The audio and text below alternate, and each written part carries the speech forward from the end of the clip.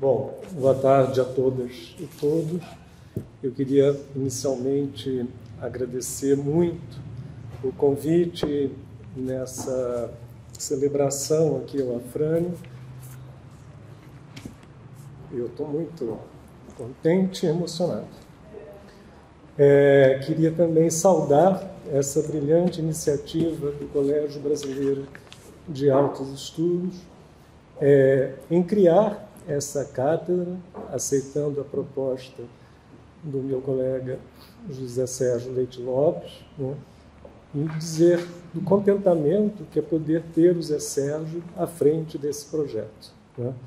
Nada melhor e mais oportuno, né, do que ele, né, para conduzir essa proposta. Né? É difícil, né, falar do Afrânio nessa situação. Eu conheci o Afrânio, né, há 35, 40 anos atrás, né, e em diferentes momentos, em diferentes oportunidades, projetos, né, de pesquisa, intercâmbios, e particularmente dois deles que eu gostaria de mencionar aqui hoje. Um foi o meu próprio pós-doutorado, né, entre 2001 e 2002, que eu realizei justamente na Escola de Altos Estudos em Ciências Sociais, sob a supervisão do Afrânio, acompanhado também pela supervisão do Inácio Sachs. Né? É engraçado porque esse processo é um ciclo. Né? Ano passado, em novembro, eu estive em Paris justamente na jornada em homenagem à memória do Sachs. Faria um ano que o Sachs tinha falecido, né? E fizeram uma grande homenagem ao Sachs na escola, né?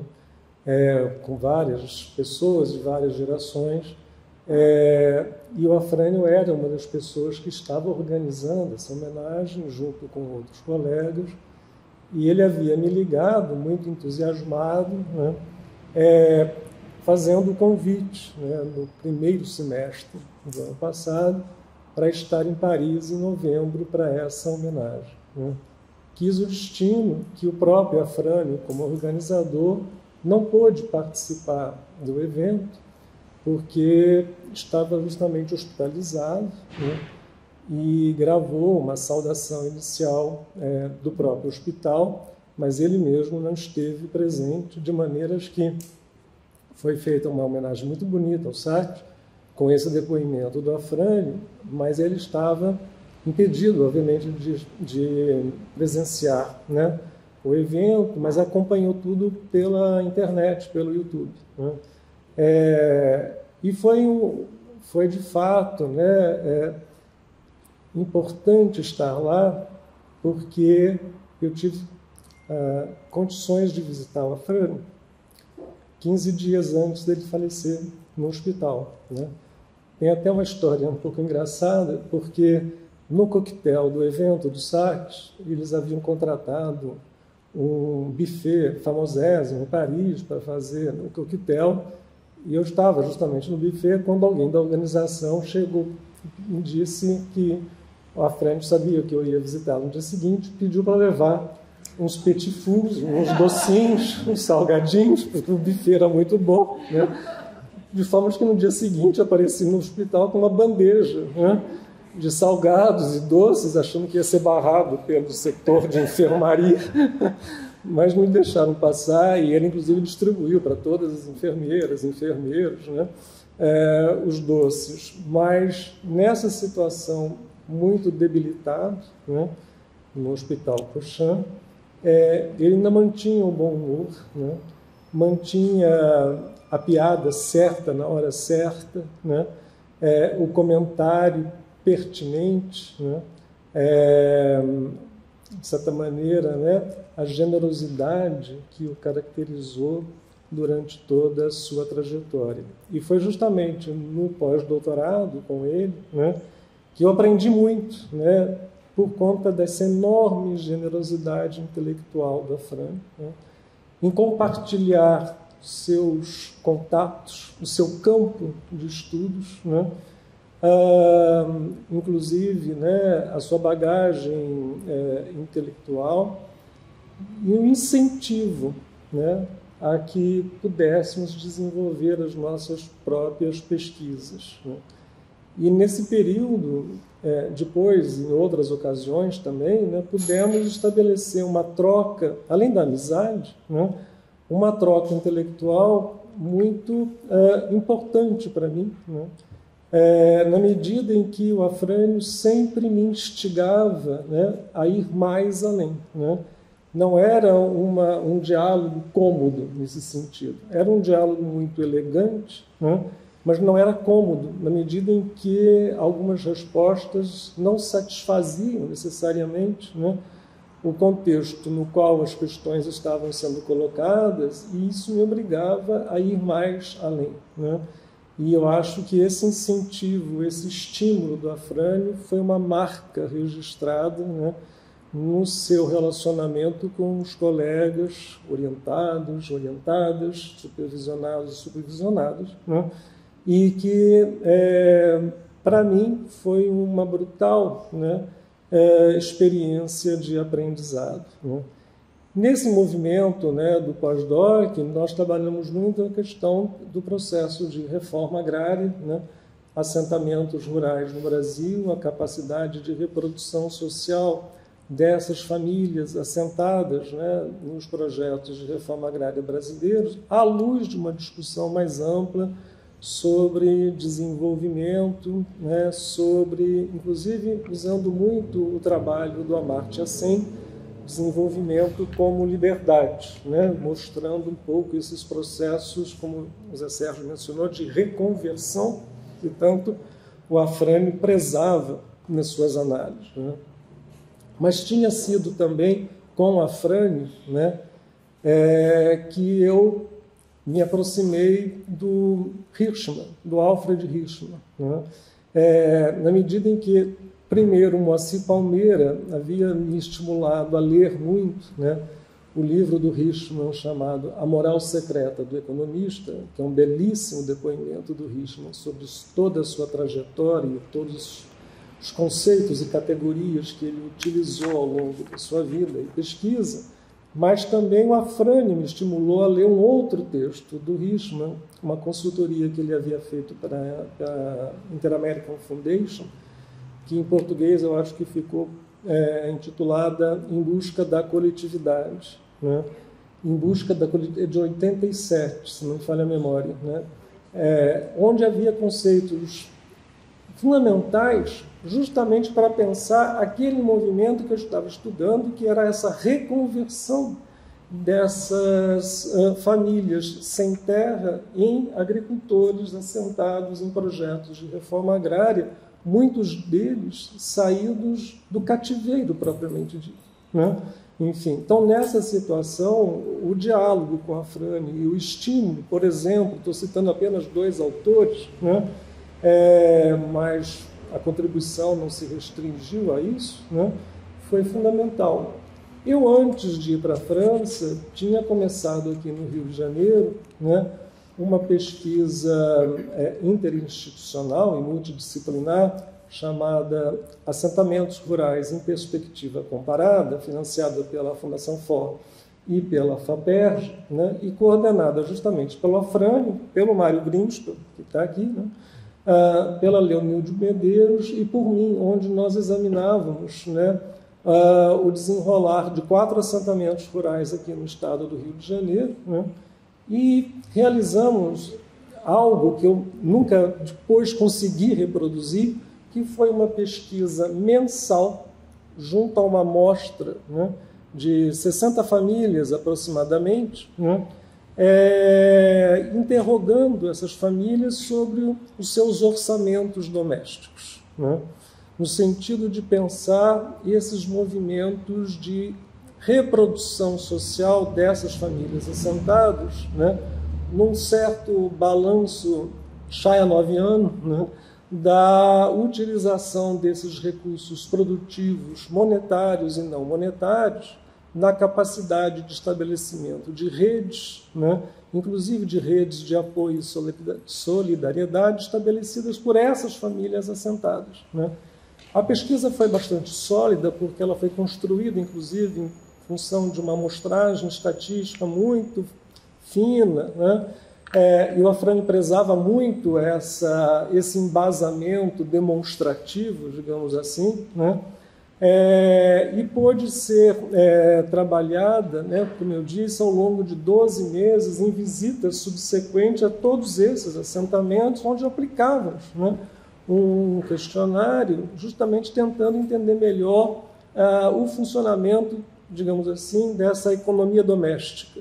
E, particularmente, estava aí uma das ideias centrais do Afrânio, que era pensar os umbrais de calculabilidade das estratégias camponesas de reprodução social, né?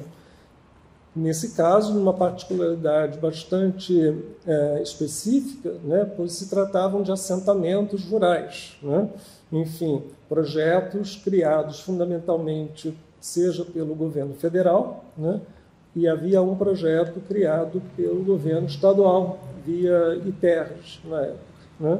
Enfim, então você tem aí um conjunto de situações, de famílias, que pôde nos revelar, e de maneira evidenciada, digamos assim, né, o fato de que essas famílias construíam estratégias, né, anticíclicas, no sentido de proverem recursos não necessariamente monetizados, que garantiam a reprodução e subsistência de famílias e agregados no mesmo lote de assentamento, estabelecendo, inclusive, capacidade de mobilidade, né, e de reaglutinação familiar em diferentes circunstâncias, porque os assentamentos eram muito distintos entre si, né, mas mostrando que, para além da produção agropecuária comercializada propriamente dita, né, o que correspondia, na pesquisa, a menos da metade do valor bruto da produção gerada,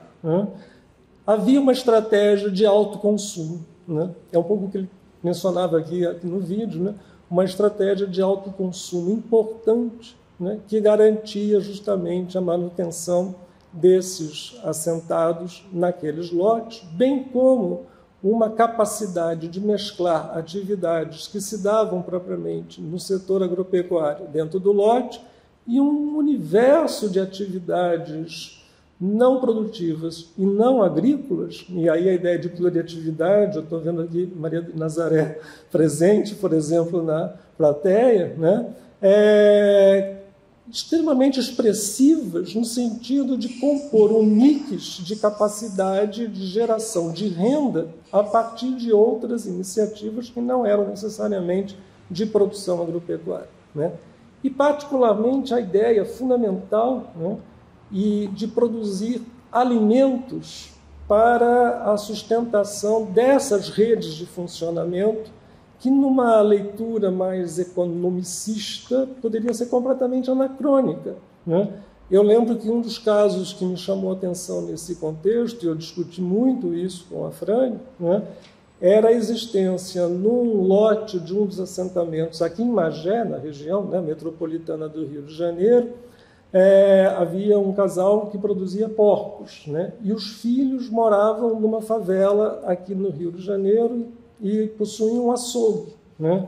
Os porcos abasteciam o açougue dos pais, né, que pegava, dos filhos, e que pegava toda a sobra para devolver a criação dos porcos, mostrando uma relação de solidariedade, assentamento, favela, né, extremamente inteligente, eu diria, né, e que não passava necessariamente por um crivo de uma avaliação tradicional de projeto de viabilidade econômica, por exemplo, né? Então, essa capacidade de enxergar essas possibilidades era basicamente uma contribuição e um legado do Afrânio que instigava para esse tipo de olhar, para esse tipo de preocupação, no sentido de pensar outras formas de processos de reprodução e reconversão, porque, na realidade, você vai ter nesse contexto desses assentamentos áreas que antes, né, eram usinas, né, de açúcar, no caso dessa região metropolitana, uma empresa fabril falida, né? Ou mesmo, como era o caso de Paraty, uma região que mantinha esses novos assentados com trabalhadores quase análogos à escravidão, em situações precaríssimas de vida, né? Então, esse movimento de reconversão dessas áreas, né, num projeto de liberdade e autonomia que essas famílias acabaram ganhando nesse processo de acesso à terra, e é uma pena que o tema da reforma agrária esteja hoje tão desvalorizado, né? Enfim, tanto ao nível de políticas públicas quanto ao nível do debate, né? Era algo extremamente estratégico, no sentido de pensar um projeto de país, um projeto, digamos assim, de democratização fundiária, né? E essa pesquisa foi bastante interessante de ser feita, além de muito divertida, né? Porque você tinha aí pessoas qualificadíssimas como Paulo Alantejano, Elizabeth Linhares, Luciano Padrão, que nos assessoravam diretamente, além de um conjunto enorme de estudantes, né? E o Afrânio, na parceria, né, CRBC, Escola de Altos Estudos em Ciências Sociais, UF e o CPDA da Federal Rural do Rio de Janeiro, se jogava de uma maneira extremamente entusiasmada, né? Enfim, apesar das distâncias, das idas e vindas, né? Então, eu queria, de fato, né, estar fazendo esse depoimento no sentido de que algumas questões que eram caras, né, a própria leitura que ele fazia do processo de transformações da questão agrária brasileira, e que, nesse caso dessa pesquisa, também espelhavam muito suas preocupações anteriores em terra de trabalho, como ele mesmo chamou a atenção agora aqui no vídeo, né? Davam nova coloração, né, a um debate que se transformava, a uma realidade que se inaugurava com os projetos de reforma agrária nessa virada, né, dos anos 80 para os anos 90, porque foram projetos construídos justamente nessa quadra histórica, né, e que estavam em movimento de consolidação. Então, vários dos projetos, na realidade, expressavam ainda lutas, né, dos movimentos sem terra e do movimento de trabalhadores rurais, né, do Sindicato de Trabalhadores Rurais do Rio de Janeiro, ao qual a Afrânio tinha uma ligação histórica extremamente importante, né? E que pôde reencontrar nesse projeto uma série de companheiras e companheiros, né, que estavam justamente em momentos anteriores, ombro a ombro, né, num momento muito mais árduo, né, e difícil sob a ditadura civil e militar, né?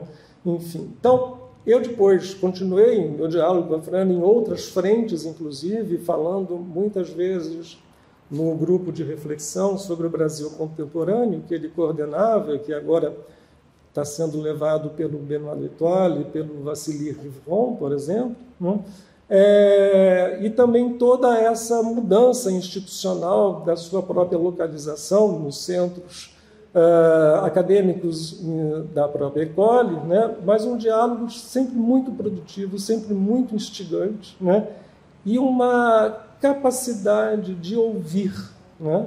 Uma capacidade de ouvir do Afrânio, mesmo quando o tema não era um tema do seu interesse imediato, né? Extremamente generosa, né? Então, eram conversas longuíssimas, né? Além da amizade, mas eram conversas longuíssimas de trabalho que pudemos estabelecer ao longo desses anos, inclusive nesse dia em que eu fiz a visita a ele no hospital, né? Ele ainda queria discutir algumas coisas, né? Eu falei, mas não é o momento, não, vamos pensar naquilo. Enfim, então, era sempre uma faísca, né, que efetivamente brilhava, né, nessas condições. Então, eu estou muito contente, Zé Sérgio, Ana Célia, de estar aqui hoje. Agradeço muitíssimo esse convite.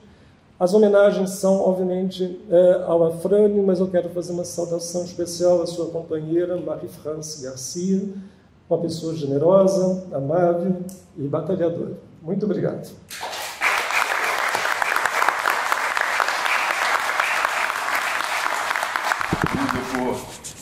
reiterar algumas coisas que o Sérgio acabou de dizer, enfim, mas eu acho, de todo modo, importante, né, retomar algumas afirmações que ele fez aqui em relação enfim, a felicitação que faz justamente, né, ao Colégio Brasileiro de Altos Estudos pela instalação da cátedra e, enfim, o fato de estar o José Sérgio à frente dela, né, que também, né, enfim, é alguém de uma importância fundamental, né, enfim, nos debates acadêmicos, uma generosidade intelectual, né, impressionante e, enfim, né, acho que o Colégio Brasileiro de Altos Estudos está de parabéns. E eu queria também agradecer pelo convite que me foi feito, né, por estar justamente aqui no CBAE, nessa mesa, por ser uma mesa coordenada pelo José Sérgio, que é uma referência importante para mim, não apenas acadêmica, e, sobretudo, por ser uma mesa de homenagem ao Afrânio. Enfim, eu trouxe aqui algumas notas, né? Vou dar um tom pessoal, enfim, me desculpa aqui pela emoção também, né? Eu tive uma relação longa com o Afrânio, que começou quando eu era bastante novo, e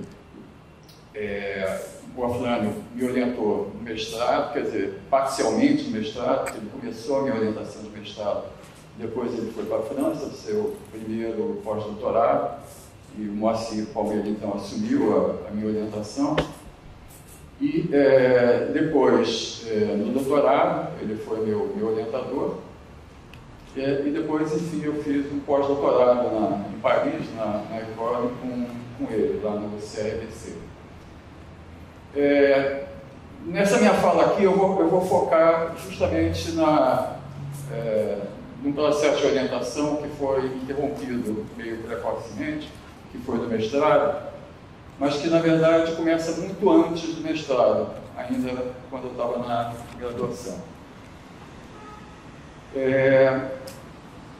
E, justamente por isso, enfim, teve um impacto muito grande na minha vida, em tudo que eu fiz, em tudo que eu produzi, e assim por diante.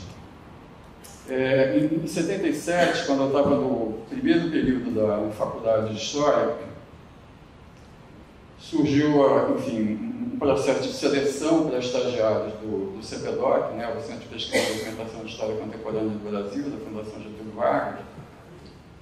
E eu fiz, enfim, participei do processo de seleção, fui aprovado como estagiário e fui selecionado para trabalhar com a Aspásia Camargo, que tinha voltado há pouco tempo, né, do doutorado em Paris também, uma tese pioneira sobre as ligas camponesas e o governo Miguel Arras.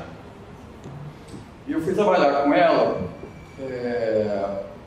fazendo levantamento de jornais por um artigo longo que ela estava escrevendo, que acabou se tornando também uma referência importante nos debates sobre questão agrária, para a história geral da civilização brasileira, né, uma grande coleção de coletâneas de textos, né, que começou a ser organizada, né, pelo Sérgio Buarque de Holanda e depois foi assumida pelo Boris Fausto, que, aliás, foi quem convidou a Aspásia para escrever o volume. E a Aspásia, então, escreveu o texto, que é a questão agrária, crise de poder e reformas de base. E eu fiz todo o levantamento de jornais, enfim, passei séculos dentro da Biblioteca Nacional. Eu lembro, jornais eram estagiários do CPDOC, mas mal sabiam que ficava no CPDOC, porque eu ficava na biblioteca e de vez em quando lá para debater com a Aspásia, né? E nesse levantamento que eu fiz para ela, levantamento sobre notícias sobre questão agrária, reforma agrária, desde 1930 até 64, começou desde muito cedo a me chamar a atenção uma série de notícias sobre conflitos de terra no Rio de Janeiro. Conflitos que tinham características bastante radicalizadas, enfim, com áreas, com ocupações de terras, acampamento de ocupações de terras, muito semelhantes ao que o MST viria fazer depois, é claro, que era uma associação que eu não podia fazer à época. mas áreas em que, enfim, camponeses armados impediam que a polícia entrasse para fazer o despejo dos trabalhadores, enfim. O estado do Rio de Janeiro era chamado de um barril de pólvora prestes a explodir por alguns jornais.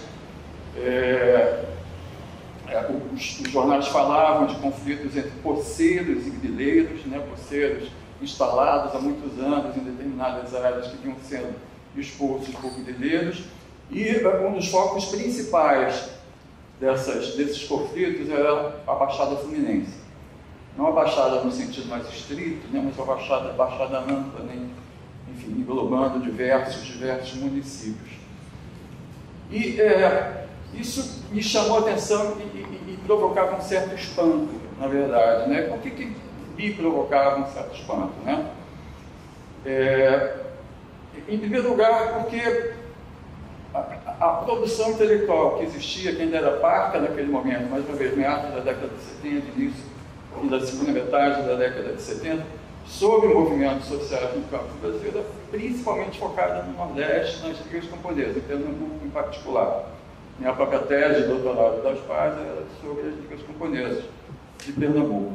Então, enfim, havia, pelo menos da minha parte, um total desconhecimento, né, enfim, da existência de conflitos também, de conflitos rurais, no estado do Rio de Janeiro. Bom, além disso, o estado do Rio de Janeiro já era, naquele momento, um estado com uma urbanização bastante avançada, né?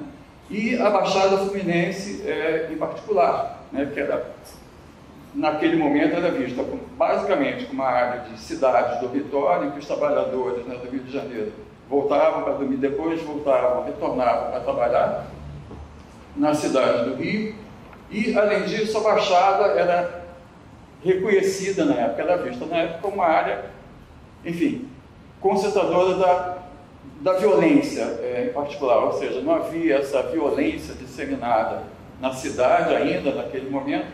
A Baixada era o foco principal de violência, o local de atuação de grupos de extermínio, né? Então, tudo isso me causava um espanto bastante grande, ou seja, a visão que eu tinha do estado do Rio de Janeiro e a visão que eu tinha da Baixada em particular, né, não coadunava com essas notícias dos jornais. Além disso, o estado do Rio de Janeiro era um estado de ocupação bastante antiga, né, que, enfim, com plantio de café, produção de café, cana-de-açúcar. Eu nunca poderia imaginar conflitos envolvendo poceiros e grileiros, né, no estado do Rio de Janeiro. Enfim, eu era muito jovem na época, eu me lembro que eu lia bastante, né, naquele momento. O jornal Movimento, né, o jornal trazia muitas informações sobre conflitos entre poceiros e grileiros. Na área da Amazônia Legal, né, no Centro-Oeste, na área da Amazônia Legal, é importante lembrar que esse era o momento do Programa de Integração Nacional, do PIN, né, do Integrar para Não Integrar, do Programa de Desenvolvimento da Amazônia, de colonização da Amazônia, de transferência de camponeses de áreas de conflito, de áreas mais tensas ou de áreas que seriam objeto de implementação de grandes projetos, como barragens, né, que vinham sendo transferidos para a área da Amazônia, e todo esse processo, que foi também um processo de chegada de grandes empresas, grandes grupos econômicos, né, nessa área de fronteira, produzia, né, conflitos bastante intensos. Esse foi o momento também, né, imediatamente após a criação da Comissão Pastoral da Terra, que também denunciava todos esses conflitos. Então, para mim, quer dizer, poceiro e grileiro era uma oposição característica das áreas de fronteira, e para mim o Rio de Janeiro não era uma área de fronteira. Comecei a pesquisar, então, e a Aspasa me recomendou conversar com uma pessoa que entendia de estado do Rio de Janeiro, enfim, que lidava com lutas camponesas no estado, que tinha um trabalho, que tinha uma reflexão sobre o estado do Rio, e me deu pelo contato do Afrânio, né? Até hoje eu me lembro do número de telefone fixo da casa do Afrânio, então eu ligava para lá. Então eu fui conversar com a Afrânio na época ele era assessor educacional da Federação dos Trabalhadores na Agricultura do Estado do Rio de Janeiro. Ele foi assessor lá de 77 a 83, quando ele saiu para o primeiro pós-doutorado dele, depois quando ele voltou de 86 a 88. 83 foi quando ele interrompeu a minha orientação de mestrado também, entrei no museu em 82. E esse trabalho de assessor, na verdade, era algo, enfim, que era feito pela FRANE, mas que se dava também com outros pesquisadores do museu. Na verdade, essa vinculação entre reflexão acadêmica e trabalho político, acadêmico, militante, né? Além do AFRANE na FETAG, o Moacir Palmeira era também assessor da CONTAG, da Confederação Nacional dos Trabalhadores na Agricultura. Tinha a Eliane Cantarino, que era assessora do Sindicato dos Trabalhadores Rurais de Itaboraí, de Cachoeira de Macacu. Enfim, né, havia essa presença, né, tanto, né, na reflexão acadêmica quanto na atuação política junto aos trabalhadores rurais. Então, a primeira vez que eu encontrei o AFRANE foi no Museu Nacional, numa sala que ele dividia com o Zé Serra, na época. Eu me lembro bastante da vivacidade, isso me chamou muita atenção desde o início, né, o interesse dele, né, pelo debate, pela reflexão, pela discussão. E outros encontros se seguiram no museu, na FETAG também. E a gente iniciou então ali uma interlocução que tinha no início duas vertentes, mais ou menos duas bases, né? Uma acadêmica, né, que era mais informal, mais indireta, no que eu era aluno de graduação, né, do curso de História, não era do UFRJ, nem o pessoal do PPGás dava aula só na pós-graduação, mas o Fernando ainda assim, quer dizer, manteve, né, um diálogo comigo, enfim, trabalhou comigo de uma forma bastante intensa nesse momento. Então, tinha, né, essa dimensão acadêmica e tinha uma outra dimensão que se relacionava a essa atuação mais militante, prática e política também. Vou falar um pouquinho das duas, começando pela acadêmica, né? Desse contato acadêmico com a FRANE, né, resultado dos trabalhos que eu apresentei ainda na graduação, trabalhos muito incipientes, muito descritivos, e aliás é interessante, desde que, enfim, a Ana Célia chamou aqui, falou aqui do interesse, né, do AFRANE, dessa liderança, né, também numa reflexão teórica, né, que a FRANE fazia, né, dessa capacidade, dessa habilidade que a FRANE tinha de transformar meus 45 minutos, uma hora de descrição, em uma expressão, enfim, um conceito, né, que acabava norteando também o meu trabalho, a minha pesquisa. Apresentei o trabalho, né, na SBPC, em Campinas, depois no encontro do PIPSA, né, o Projeto de Intercâmbio de Pesquisa Social em Agricultura, que era uma iniciativa de pesquisadores sobre o mundo rural, em que a Leonilde Medeiros, né, estava presente. Aliás, a Leonilde também me incentivou bastante a participar desse encontro.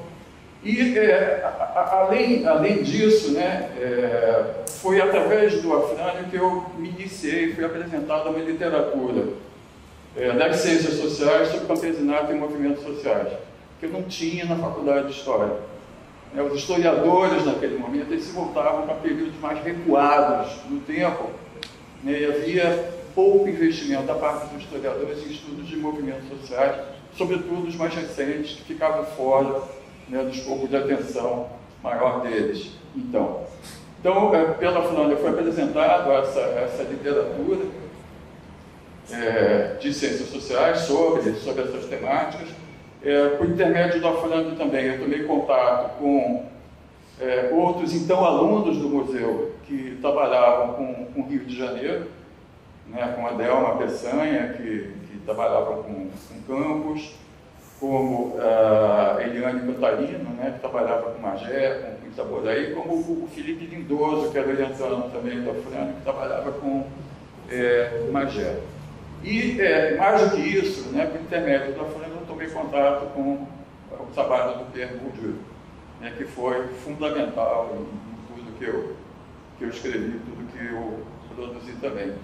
E, sobretudo, né, um trabalho que me impactou muito, que também foi apresentado, né, pela FRAMB, foi o artigo do Bourdieu sobre a representação política, né, elementos para uma teoria do campo político, trabalho de 1981, que, de certo modo, constituiu uma das estruturas centrais da minha dissertação de mestrado. Eu vou voltar a isso daqui a pouquinho. Bom, então, tinha essa dimensão mais acadêmica de início, mais uma vez, eu ainda na graduação, mas também uma dimensão mais prática, né, mais política, mais militante, que tinha a ver com o trabalho de assessoramento que o AFRAMB fazia na FETAG, naquele momento. É importante lembrar que, meados da década de 70, enfim, essa segunda metade dos anos 70, era um momento que, ao contrário, né, enfim, o Sérgio falou de uma certa subversão, de uma certa invisibilidade hoje, né, tanto em termos das políticas públicas quanto do debate político de maneira geral, né, sobre a reforma agrária, o que tem a ver com a força, né, que a hegemonia do agronegócio tem hoje, né, no nosso país. Mas aquele era o momento em que a questão agrária vinha ganhando espaço novamente, né? Tanto a CONTAG, né, vinha justamente tentando trazer novamente o tema da reforma agrária para o debate político, quanto havia também toda uma mobilização dos sindicatos de trabalhadores rurais, né, por melhorias salariais, por formalização das relações de trabalho. E havia também, então, a percepção, na medida que a questão agrária começava a ganhar terreno novamente, começava a ganhar visibilidade novamente, a percepção de que havia conflitos de terra, né, no estado do Rio de Janeiro, e conflitos que remontavam a períodos anteriores. Ou seja, conflitos que não eram recentes, né, no momento que o AFRAMB trabalhava na assessoria da FETAG, mas conflitos que vinham de longa data e que era importante, né, um certo acúmulo de informações sobre esses conflitos para poder robustecer os processos na FETAG, né, enfim, as ações da FETAG, né, no sentido de impedir que os trabalhadores rurais fossem despejados.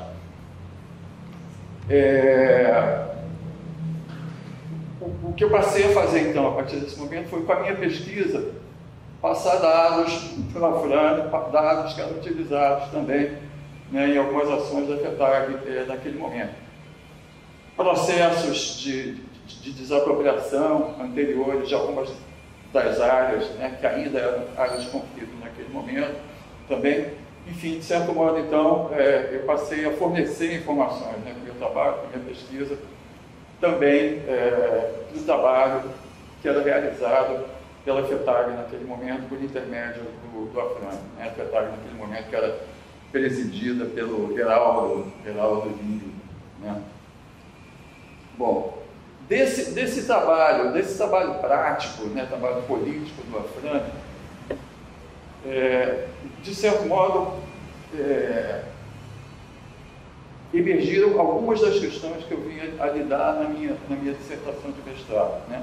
Algumas de uma forma mais menos profunda, né, e que eu vinha desenvolver um pouco depois, mas foi na interlocução com a AFRAMB e foi muito da ação política do AFRAMB também na FETAG que algumas das questões surgiram, né? Em primeiro lugar, um ponto, enfim, que eu trabalhei bastante na minha dissertação e que, enfim, era uma expressão que o AFRAMB utilizava com bastante frequência, que era a ideia de que a gente observava no Estado do Rio um processo, quer dizer, até aquele momento, pelo menos, né, de contínua reprodução, né, ou de reiteração das condições de conflito em algumas áreas. Por quê? A gente tinha áreas de conflito, né, que foram desapropriadas em governos anteriores a 64, governos estaduais, depois pelo governo federal, decretos de desapropriação que nunca foram efetivados, na verdade, que acabavam caducando ou que depois de 64 foram simplesmente extintos pela ditadura. Então, você tinha conflitos que, na verdade, nunca se resolviam plenamente. Você tinha sempre uma reiteração, sempre uma reprodução das condições de conflito, das ameaças, né, que pesavam sobre os trabalhadores rurais, de expulsão das terras onde eles trabalhavam. Então, essa ideia da reprodução das condições de conflito, que está lá na minha dissertação, ela vem justamente do diálogo com a Frane e vem também desse trabalho que ele desenvolvia no secretário. Um outro aspecto que foi importante, que vinha também do trabalho da Frane, por qual ele me chamou a atenção durante a minha dissertação, foi a da importância da ação dos advogados nas lutas ou nos conflitos rurais. Em primeiro lugar, a caracterização, né, enfim, que mais uma vez, que me causou espanto no início, a caracterização dos camponeses, dos trabalhadores rurais em luta do Estado do Rio de Janeiro, como poceiros, né, ela tinha muito a ver com a atuação dos advogados. Naquele momento, pré-64, né, anteriormente à existência, né, da possibilidade, né, de desapropriação das terras para fins de reforma agrária ou por utilidade pública, que era da luta por uso capião.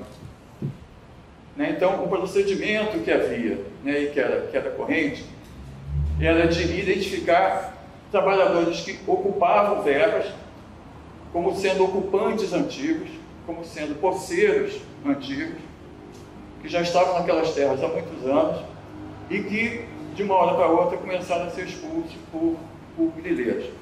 Então, os termos, né, o termo poceiro tinha muito a ver com a ação, né, a ação legal, a ação dos advogados, justamente para tentar, de alguma maneira, garantir a permanência desses trabalhadores nos lotes, para que eles não fossem expulsos, e mais, para que eles conseguissem o acesso à terra.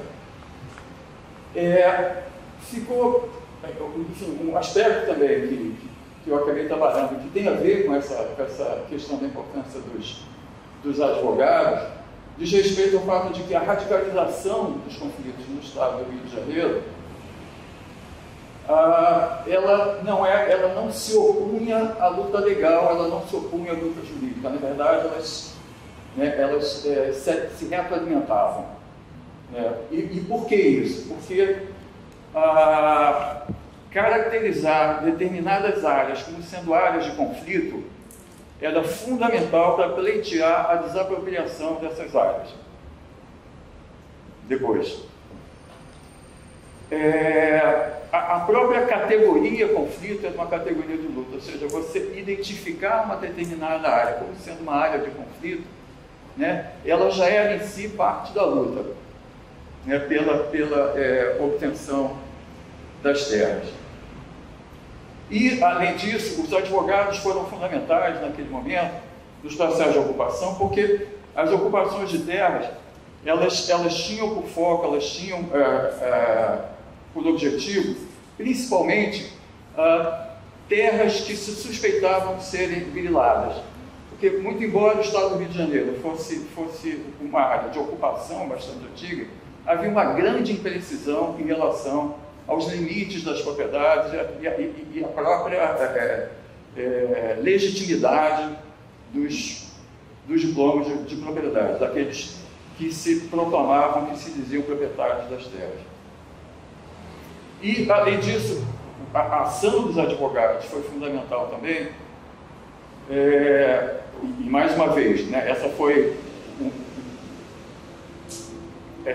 essa atenção à ação dos advogados, ela resultou justamente do meu diálogo, da minha interlocução com a Frane. Ela dizia respeito ao fato de que quando se lutava pela desapropriação de terras, você invertia o ônus da prova. Né? O que acontece? Quando o governo desapropria uma determinada extensão de terra, né, aquele que vai receber a indenização tem que provar que é dono da terra. Ou seja, com o decreto de desapropriação, você obrigava pessoas que, na verdade, nem sempre eram de fato donos da terra, a provar que eram donos da terra, o que não acontecia. Enfim, então a ação dos advogados foi algo que eu trabalhei bastante na minha dissertação e que tinha tudo a ver justamente com o diálogo, com a interlocução com a Frânio. Também da interlocução com a Frânio veio o argumento de que, e isso tem a ver com a questão da reconversão, né, de que a ação política no Estado do Rio de Janeiro, ação desenvolvida, né, principalmente por organizações camponesas, né, de que essa ação política ela produziu condições de fronteira no Estado do Rio de Janeiro, ou seja, ela produziu a possibilidade de abertura de terras livres para a ocupação. Ou seja, por meio da ação, por meio da mobilização, indivíduos, né, famílias, podiam ter acesso ou visualizavam essa possibilidade de ter acesso a um lote de terra. Isso nem sempre acontecia, o decreto de desapropriação era anulado. Essas pessoas, havia uma enorme circulação de indivíduos, de famílias dentro do Estado do Rio. O sujeito era expulso de um determinado lote e ia para outro, né, ocupava outro lote. Então, a ação política ela produziu justamente esse contexto, essa configuração, né, de fronteira no Estado do Rio de Janeiro, ou seja, da existência de terras livres. Foi uma das vertentes que eu segui aí na minha dissertação. Eu vou terminar aqui rapidamente. E algo que ficou bastante claro também, quer dizer, além das possibilidades de reconversão via obtenção de terras pela ação política, né, para esses trabalhadores, muitos deles, é importante a gente lembrar que o Estado do Rio, naquele momento, era um polo de atração de trabalhadores rurais que vinham sendo expulsos de outras regiões do país. Né, esse período, eu trabalhei com os anos 50, até o golpe de 64, né, esse período é um período de uma inversão radical da composição da população brasileira. Né, que até a década de 40 era 70% rural, chega na década de 70, 70. O contrário, né, justamente o inverso disso. É só nos anos 60 que você tem essa equalização entre a população urbana e a população rural. E muitos desses trabalhadores que eram despejados, expulsos, né, de outras regiões, de Minas Gerais também, né, com a desativação de capitais, eles vinham para o Rio de Janeiro, iam se estabelecer, né, em favelas. Esse momento, enfim, que o poder público começa a recensear as favelas também, porque elas têm um crescimento gigantesco, e eles vão se estabelecer também, né, nas regiões periféricas do Rio, que era como a Baixada Fluminense. Né, e os processos de ocupação de terras abriam a possibilidade para esses trabalhadores, né, de terem um lote de terra. Bom, nem todas essas ocupações elas persistiram, quer dizer, em algumas áreas, né, alguns trabalhadores conseguiram permanecer, mas sempre sob ameaça. Além dos efeitos que essa ação política produziu embaixo, isso também foi fruto de um debate muito intenso com o Afrânio, né, e o Afrânio chamou a atenção para isso na fala dele, que acabou de ser projetado. Né? Esse processo produziu efeitos também em cima, nas elites, né? Nas elites políticas, nas elites, nos antigos grupos dominantes rurais no Estado do Rio de Janeiro. Esse processo ele produziu todo um conjunto de rearranjos no espaço político, né? Políticos tradicionais, conservadores, como Tenório Cavalcanti, né? Passaram